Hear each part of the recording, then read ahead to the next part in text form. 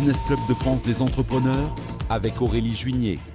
Bienvenue dans le Business Club de France des entrepreneurs. Cette semaine, notre invité est savoyard, mais il fait carrière en Chine, où il a créé sa petite entreprise en tant que chanteur, présentateur télé ou encore conférencier. Nous retrouverons Dantes Dailiang ou Christophe Isquin de son vrai nom.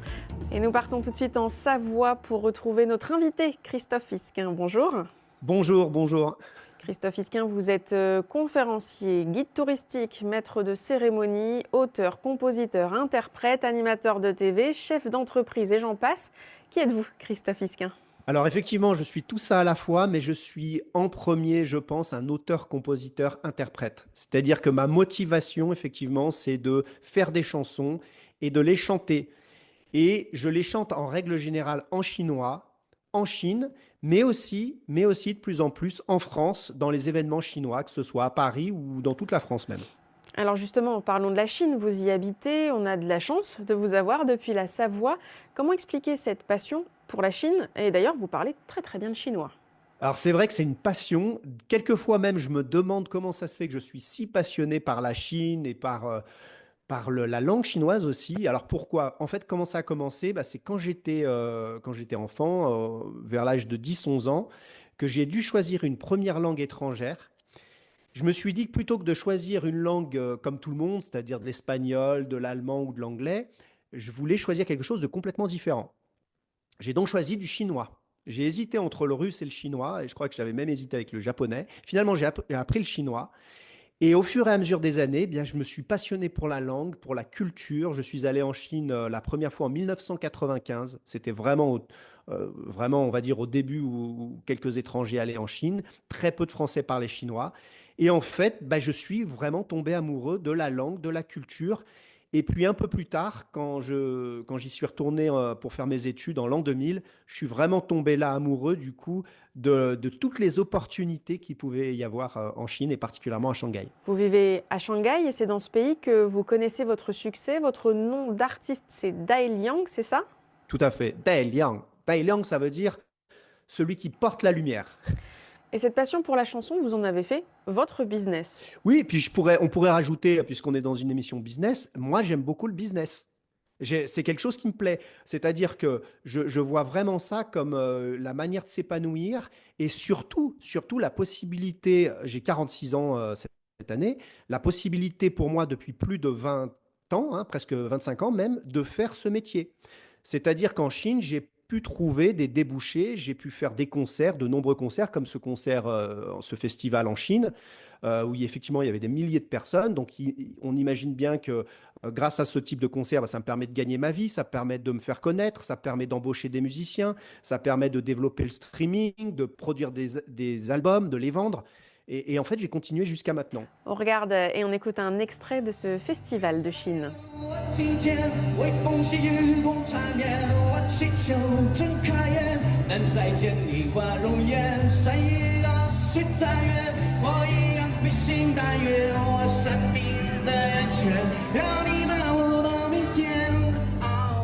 Une petite parenthèse sur vos musiques avec vos propres créations, mais aussi, et c'est ce que l'on entend, c'est nouveau, une reprise du groupe Oasis. Fallait oser. Fallait oser. Alors ça, c'est très récent parce que c'est vrai que moi, ma direction, c'est que j'ai jamais fait de reprise. D'ailleurs, quelques Chinois en Chine m'avaient reproché ça au début parce qu'ils me disaient oui, mais toi, tu fais tes propres chansons en chinois, mais on ne sait pas si les Chinois vont aimer. Et c'est resté ma marque de fabrique, on va dire, c'est que je suis un Français qui chante en chinois, mais qui chante ses propres chansons. Et là, effectivement, j'ai fait une reprise d'Oasis. Pourquoi ? Parce qu'Oasis, c'est vraiment le groupe qui a bercé ma jeunesse. Et même sur scène, je joue à la guitare. C'est vraiment Noel Gallagher, voilà, le compositeur d'Oasis, qui m'a vraiment influencé dans ma manière de composer, les accords, et puis même de jouer de la guitare comme ça. Pour parler un peu de business et de relations entre la Chine et la France, vous qui êtes à cheval entre ces deux pays, comment les Chinois nous perçoivent-ils ? Alors, moi, je suis là pour témoigner de plus de 20 ans de vie en Chine. Quand je dis 20 ans, c'est plutôt 25 ans. Qu'en fait, les Chinois ont toujours aimé la France. Et je dirais même ont toujours aimé les Français. Pourquoi ? Parce qu'ils sont curieux. Et qu'en fait, pour eux, la France représente ce que pour nous représente la Chine, c'est un monde complètement différent, quelque chose d'exotique. Donc nous sommes l'exotique des Chinois. Et donc ça, c'est bien, surtout quand on fait un métier comme le mien où on a besoin d'être différent. Après, c'est vrai que politiquement, il y a toujours eu des conflits. Et donc, à chaque fois qu'il y a un conflit, eh bien, effectivement, il y a une baisse d'amour.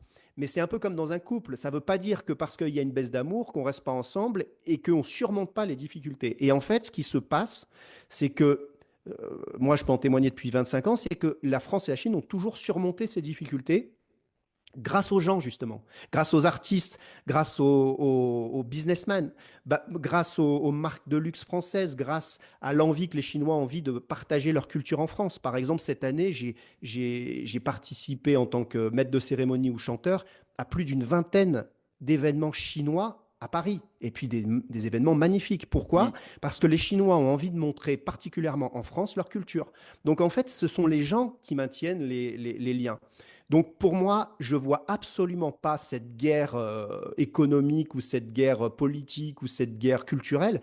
Je vois plutôt justement que des artistes, que des investisseurs qui ont envie en fait de développer les relations et qui en plus adorent la culture de l'autre. Christophe Isquin, au-delà de vos prestations sur scène, vous faites aussi de la télé sur CCTV. On regarde un extrait.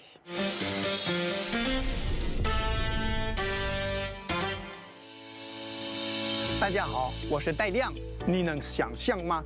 我只在科幻片里看过的空中出租车，如今在慢慢成为现实。 Pour terminer, Dantes Dailang, j'aimerais que l'on parle de ce clip en français, anglais et chinois qui s'appelle Forever in Boao. Alors pour le coup, là, il y a un petit aspect business. Pourquoi? Parce que Boao, c'est une ville qui se trouve sur l'île de Hainan, dans le sud de la Chine. Et en fait, c'est le lieu du forum économique. Si vous voulez, Boao, c'est le Davos chinois. Et chaque année, il y a un forum économique, on peut rechercher ça sur Internet, il y a le forum économique, et effectivement, ma partenaire Eva, qui est une chanteuse aussi, voilà, qui a un peu le même, on va dire, le même attrait pour la musique et le business musical en Chine, sauf qu'elle est chinoise, voilà. Donc on collabore ensemble, et en 2019, eh bien, effectivement, on a eu des subventions de cette ville de Boao qui nous a demandé, d'une certaine manière, de faire la promotion à travers une chanson et un clip. Et justement, on va regarder un extrait de Michel Picot pour toute la préparation. Et merci à tous d'avoir suivi cette émission, disponible en replay vidéo sur le site de votre télévision locale. Et l'émission est également disponible en podcast audio. À bientôt.